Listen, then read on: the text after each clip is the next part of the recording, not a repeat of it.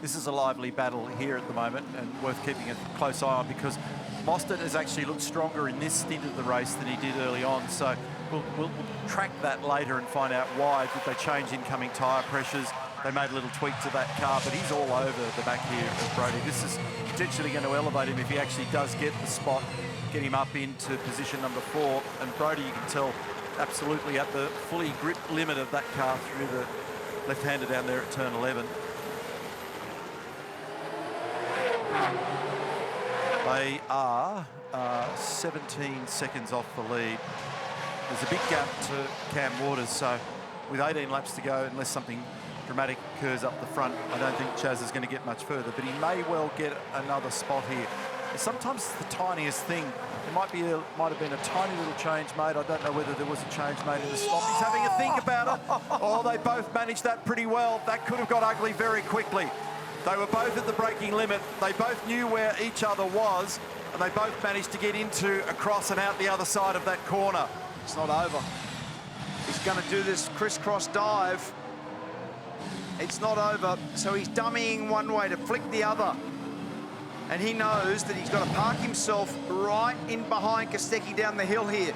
So on the previous lap, he wasn't quite close enough when he got into the last phase of the braking. He was close enough early, like now, but he's not in the last little piece. So he fires it down there almost, again, similar to last time. The unfortunate part about the design here, that with that string of corners, is that the next one goes to the right. So if you get that one half made, the guy on the outside can still continue with the racing line for the final corner leading onto the straight. But he is all over him, Mostert.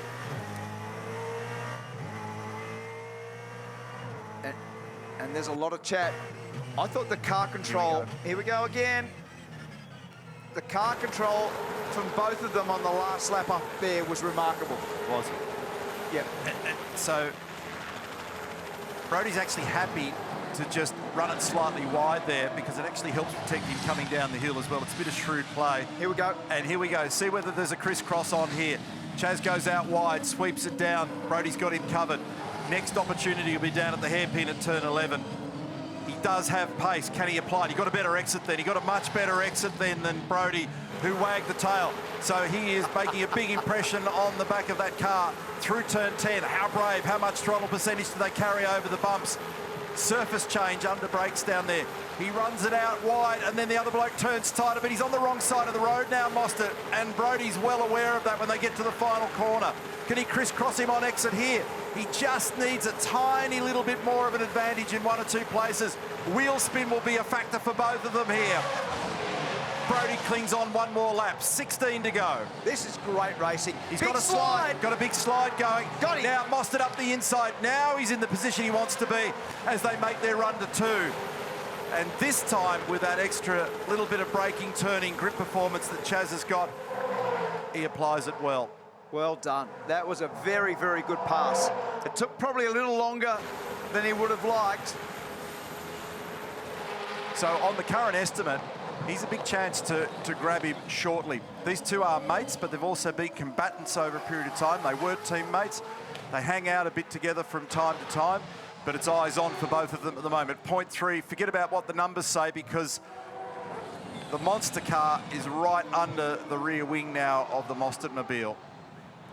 And they've crashed into each other for a long time. They've been teammates, they've been against each other. Even as teammates, they had contact, and that's a lot now. You have a look at the way that car drove off there. Waters' car so much straighter, gone onto the back straight so much better, didn't it? And he'll have a crack here any tick of the clock. He's going to look down the inside, but Chaz is covering him. In fact, big time covered him. So Cam goes back out to the traditional line, gives him a little rub up just to remind him that he's there, but Mostert's well aware of the fact that the monster car is filling the mirrors. So the Mobil 1 Optus entry, 25, Chaz Mostert under threat in the lead of the race at the moment. The margin is completely evaporated. It was sitting at 4 and 5 seconds, but the 6-lap difference, younger tyres for Waters, is really helping now in this stint of the race. And we're at half race mode, but we've seen now a very aggressive lights on for the Monster Mustang. Cam Waters You see those margins? He's basically gaining 5 to 6 tenths of a second per lap. But now when you look at the body language, Chaz has got his hands full. He's become a speedway driver. All of a sudden, the car's so oversteering on the way out of the corner. He's trying to straighten the exits up, but he has to slow himself down too much to be able to do it. So watch the back of the car. Oh, he's hit the fence! Oh, that was a great save. He hit the fence on the left-hand side, Cam Waters, that time, at the apex, and almost went in the fence on the right-hand side. And now he's checking the steering. Has he bent the steering of the Monster Mustang? I think he might have bent the steering, because when it made the apex at the fence...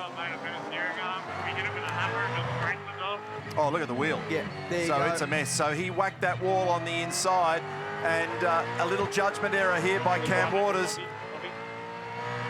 So we're about to have a brawl on the streets of Newcastle for the lead. Have a look at the margin that he's got there on the way down the hill on Shortland Esplanade, the turning point there for Zara Street at the Newcastle Surf Club. And you can see just visibly the amount of grip that the Red Bull Ampol Camaro has over the Optus Mustang at this point. That massive time loss is now evaporated. It's now only half a second. You can see it there, and he's got his eyes set. What he'll be doing now is just measuring up where the real advantage is. Where's the speed gain, and what sort of lunge do I put on? Is the number, is it turn 2 at the top of the hill? Is it down the hill into the hairpin at 11? Or is it in Zara Street? He's right on him. So Mostert's having to use more of the road. Shane can drive shallower because of the additional grip. Is there a threat now at the end of the braking area on the approach into turn 2? Shane has a bit of a peep out there. He'll be mindful of trying to manage tyre temperatures at the front here as well. He's right under the rear bumper of the Mustang as they turn down Shortland Esplanade out of turn 2 to 3 to 4. They'll hook it up over the curb down here at 6 in preparation for 7. Does he dive to the right down here at 8, Shane van Gisbergen? We've seen him do it before. He hunts it up on the outside, not now. Next opportunity for him might be down at the hairpin. Oh, there was a little bit of contact. There was a little bit of contact.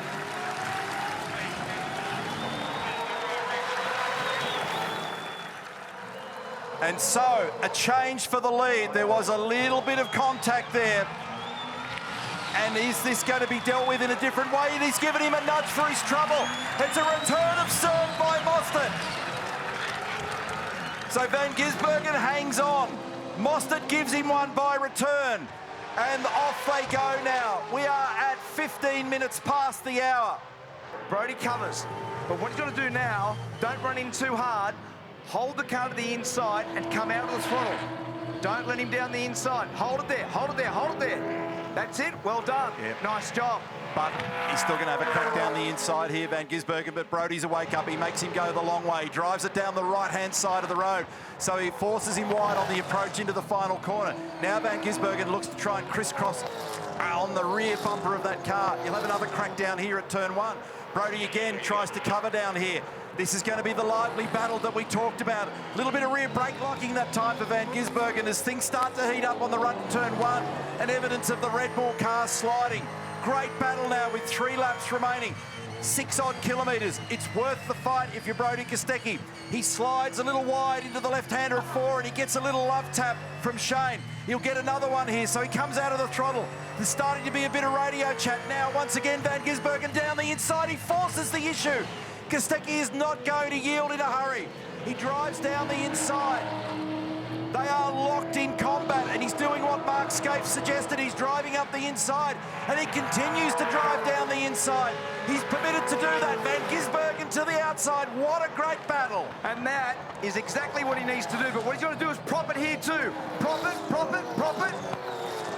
Now, has he got enough for a run this time? It's very close. And he's allowed to chop across the road like that, provided there's no overlap. And again now, we've got great racing on the run into 1. It's almost turned into one 10-metre car. They are locked together, nose to tail. What a battle. We've got 2 laps remaining. If Kostecki can hang on to this, it'll be something of a mighty resistance and miracle because he's under extreme Race control to pressure. all teams. Bad sportsmanship flag to car 99 for blocking. Bad sportsmanship flag for Kostecki. And now the issue being forced down the inside. It's on. Push and shove and down the inside. Watch out for Reynolds. And here comes Davey. Reynolds is going to be a beneficiary. He dives to the inside. And does he get him? He's awkwardly positioned at the moment, but he might crisscross. There's a bit of smoke coming from car number 97 as well. There you go. So Van Gisbergen's flashing the lights, and he's coming because those tyres are so much fresher, and he's been roughly 0.7 of a second faster. Had a bit of a rubber fire, it looked like, going on there with Brody's car while it was stationary. So we were openly speculating, would he get there? And we weren't sure about it. But what's happened is that Cam's numbers have dropped off in recent laps while Shane's have remained strong. So now he's incentivised. This may get him on the podium, and it might punt Waters off. So we're on the last lap. We've got less than 2,400 metres of running to go. And we're up here now at the turn 4 hairpin, side by side with Van Gisbergen. Three-time champion trying to round him up on the outside. He's gone high and wide, tries to duck down underneath and get a squarer exit for a faster departure. And they're having a wave to each other, and it's side by side and a bit of side drafting in the process. Through the right-hander at turn 5, they're still side by side. They give each other some space. It's on at the end of the back straight. Not much in it. And Shane holds him out very high and very wide and takes that move. Wonderful win, though, today by Will Brown. So a couple of weird things going on out there at the moment. Brody Kostecki with a question mark over the behaviour of that car. He was 17th fastest on the last lap. And Van Gisbergen looking to capitalise on a potentially wounded Brody Kostecki. Our championship leader came into this race today with a 101-point advantage. And remember that the Van Gisbergen car had surgery between races, so it made heavy contact with the right front at the fence on the outside here of turn 6. And there he goes. That's a position that gets him onto the podium, potentially, for Van Gisbergen. And he came in on lap 14 for these tyres, so still performing pretty strongly at this phase of the race. Certainly is a little bump, and that's a little return of serve from Perth. Little bump from Brody. And that car just limping along there is Tim Slade, just trying to stay out of everybody's way as it self-destructs. So last time round for Brody, 22nd fastest, which included being passed. Our leader was 5th fastest. Brock Feeney in 2nd position was the 2nd fastest car. The quickest car in the field is actually Chaz Mostert.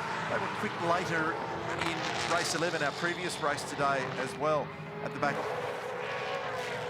So Van Gisbergen and Kostecki alongside each other again. So Brody's trying to get around the outside to rehash this. Now that might be the early tyre condition. Well, he's flicked back the other way. Oh, I thought there was going to be a hit then. He flicked back the inside again to dummy down the inside. So the early stop started to hurt those tyres. Yeah, and LeBrock could capitalise here as well. So Shane's racing brains immediately flicked into counter-attack, and he had a think about trying to get back down the inside, but it might be diminishing returns because of these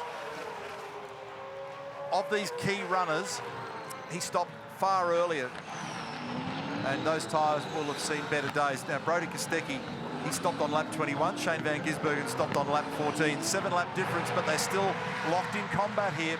It's a good race thus far, and he is right under the rear wing of the fellow that he had a wild race with on the Saturday in Perth.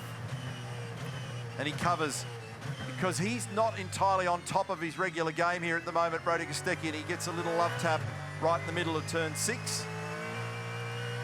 And gingerly just advancing that throttle and chasing a bit of oversteer through the corner.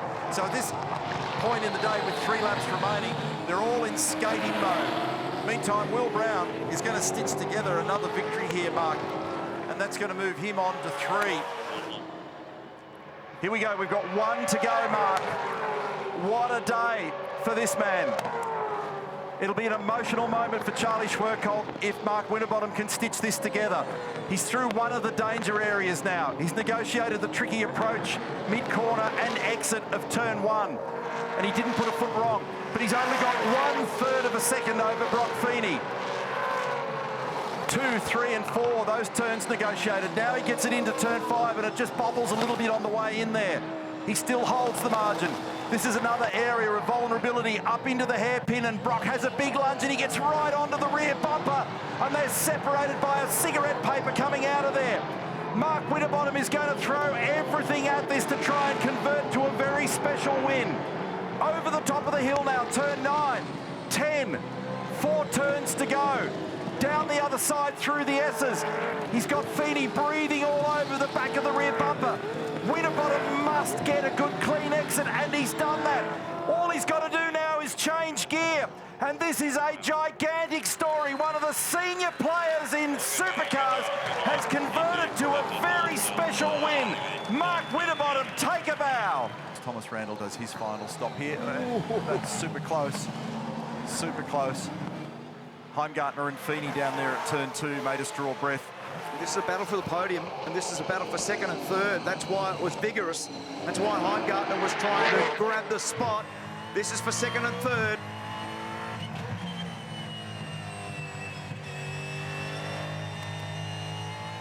.23 laps remaining. De Pasquale, Feeney, Heimgartner, Kostecki, Van Gisbergen, top 5 here at the moment. And this battle far from resolved. Very lively here. It was a very different strategy that they played for Brock Feeney early in this race to get him some track position after qualifying further down the order than has been recent custom, and now he's vulnerable down the inside. He's trying to keep the battle alive by squeezing as much as possible, and then it's a return of serve from Heimgartner, who keeps him high and wide at 12 and then clears him. And he's going to get dive bombed at the final corner here. He gives him a little bit of space. Nice work. And he has to open the steering briefly, Heimgartner, and that allows Feeney to just take that spot back. Oh, that wasn't great by Andre there. He needed to cover him when he came out of 12. And you'll have to be careful because Kostecki's only right in behind there. So if they balk themselves too much, Brodie will have a lunge at him also. Because remember, Brodie's 2nd in the championship, Brock Feeney's 3rd in the championship, and essentially that's the back of the podium that you're looking at right there. So he got the bold pass mate at 11. He was able to get through with a little bit of a push and shove, and then when he came up to 13, he needed to have parked it on the inside and disincentivise Brock Feeney, but Brock was able to take that spot away and was able to fire back down the inside and capitalise on the non-blocking of Heimgartner. Now he's back in position again. Let's see whether Brock's going to block him this time. Now he's down there. He's nowhere near up far enough this time. He's given him a bump. He's given him a hit. Now what he'll try to do this time is do the same thing to him. He's going to fake to the right and flick to the left. And Brock parks it in the middle of the road. Exactly what Andre should have done on the last lap. 21 laps remain. 12 seconds the gap, De Pasquale over Feeney. Nothing between these guys, positions 2 and 3. And just to the right-hand side of Frame there in the background is Kostecki, looking to make amends for a difficult day yesterday.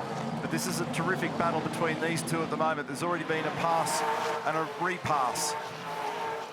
Looks like he's got a bit more pace at the moment. His fastest lap, Heimgartner, was done on lap 65. The fastest lap of the race for Brock Feeney was done on lap 4. It was 11.5 for Brock, 11.7 for Heimgartner. But the R&J Batteries car at the moment's got a good bit of pace, and he didn't quite close off the deal when he had a lunge down at turn 11 a couple of laps ago. He's trying to get himself back into a position to do it one more time.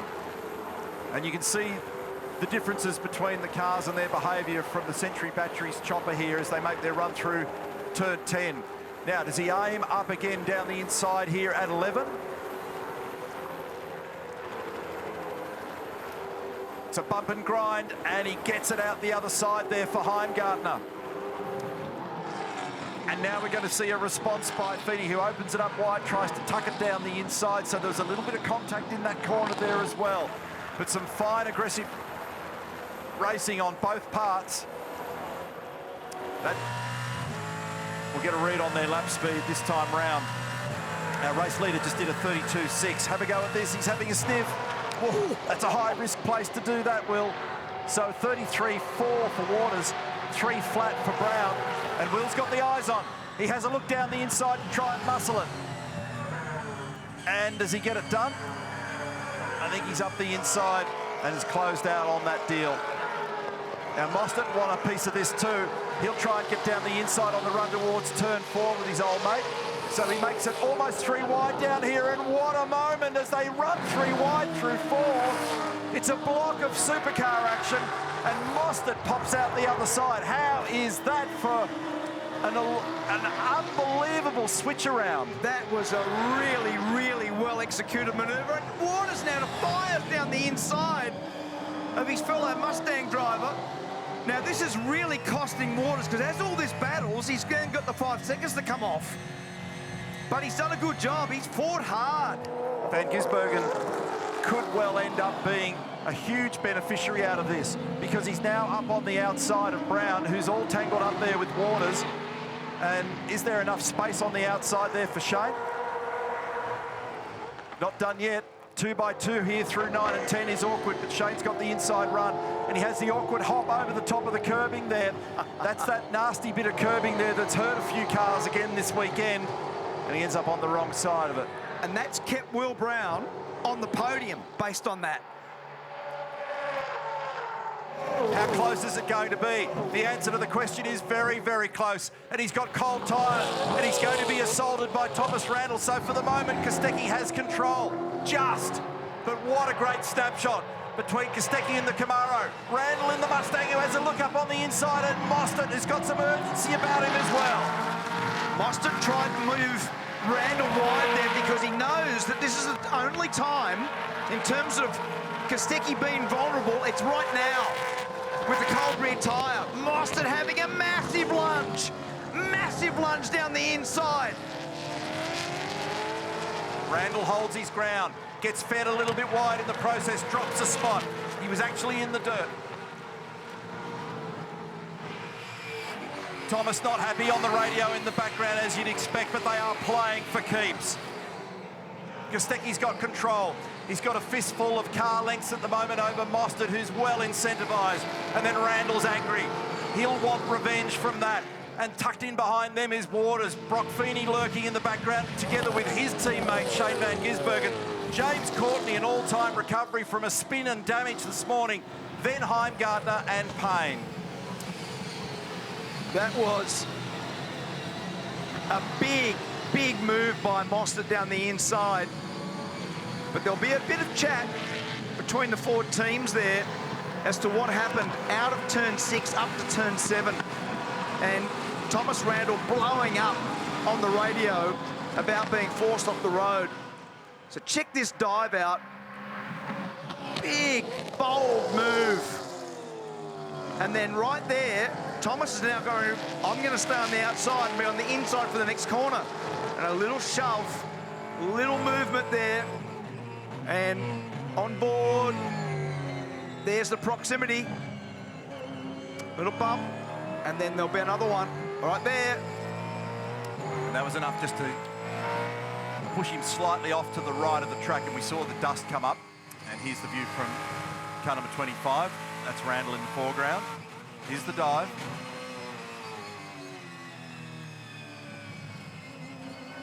Contact.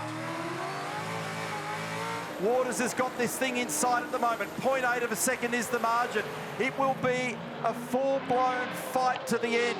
And Waters is not going to yield this thing without either winning or binning. He is not going to let him by easily.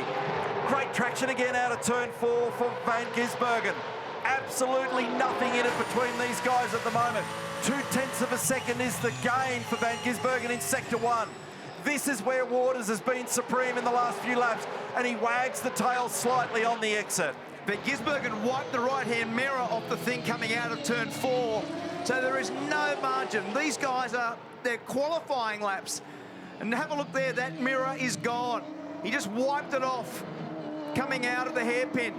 This is where Van Gisbergen's got to gain, these little 90-degree sections where the car puts its power down so well. Right here is where he has it. Watch the car come off there, Neil. It's straighter. Well worth the price of admission on the Gold Coast. We have got 3 kilometres of racing to go, and the margin is 0.3 of a second. 1/3 of a second separates Cam Waters from Van Gisbergen. There's nothing in it through the first chicane. Waters, we know, might be vulnerable off turn 4. Van Gisbergen opens up the corner. Waters covers just temporarily to try and make sure that he doesn't get eaten under brakes. But there's nothing in it on the run up to the fast chicane. He's got to make that Mustang wider if he's going to hang on here. He closes the margin, closes the margin, closes the margin on Van Gisbergen. He throws the thing through the chicane. He's doing everything he can. Is he going to be able to survive the last corner? For Waters, it's supercar race number 248. For Van Gisbergen, it's supercar race number 508. They're both drawing on every last millimetre of experience to get them to the checkered flag.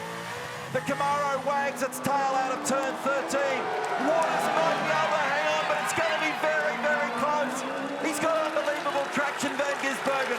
What's it like out the other side? What an outstanding supercar race. And I think that Cam Waters has ticked the box. Waters is the winner at Surfers Paradise in an epic supercar race. So 2 laps to go. Alistair McVeigh has turned from engineer to sports psychologist this afternoon. And he's doing everything he can to keep David Reynolds motivated, concentrating on the task ahead. 3 times this year, David Reynolds has been on the podium for 3rd positions.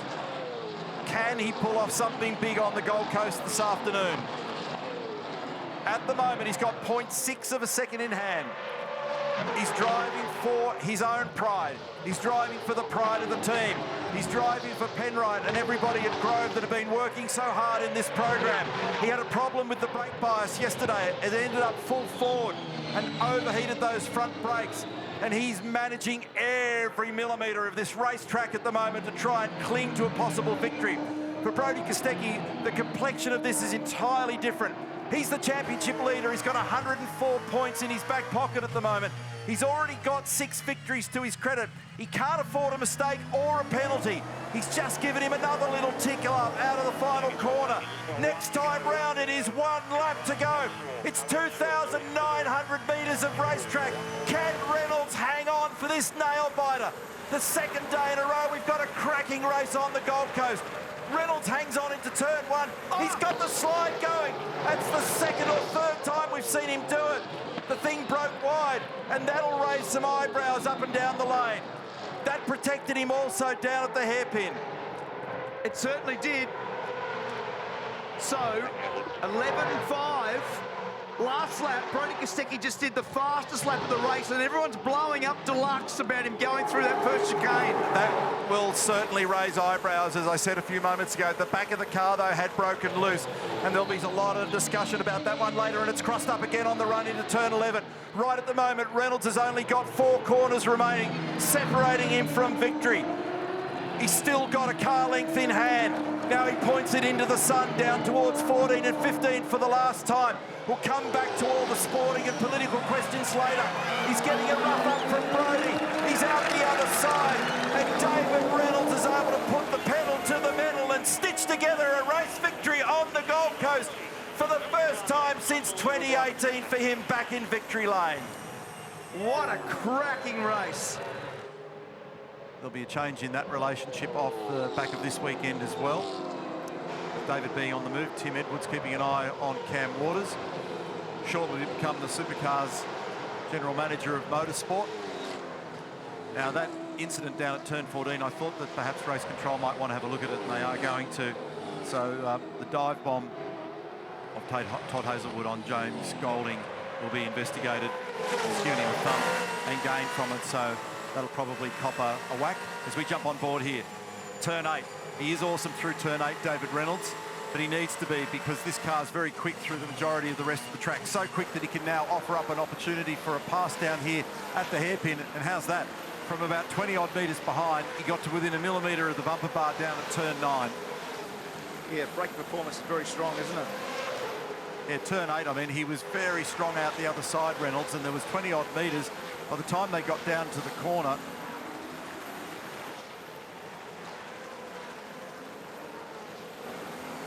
James Taylor in race control for Motorsport Australia. So no surprise there that Todd Hazelwood gets a little slap on the wrist for that one. Driving Standards advisor Craig Baird would have looked at it, had a good look at the data, and determined that he made a gain from a bump. Back on here with Waters, who moves it to the left and then was sort of potentially half jinking it to the right. He's sweating on him now. So this is awkward for Reynolds because the fastest way around the racetrack is to stay on the racing line. If he comes off the racing line to defend, he makes himself more vulnerable, but he's going to have to if he's going to survive here, but no. And in the end, Waters just grinds on by. So he's just pressed on, and that's brought Randle in.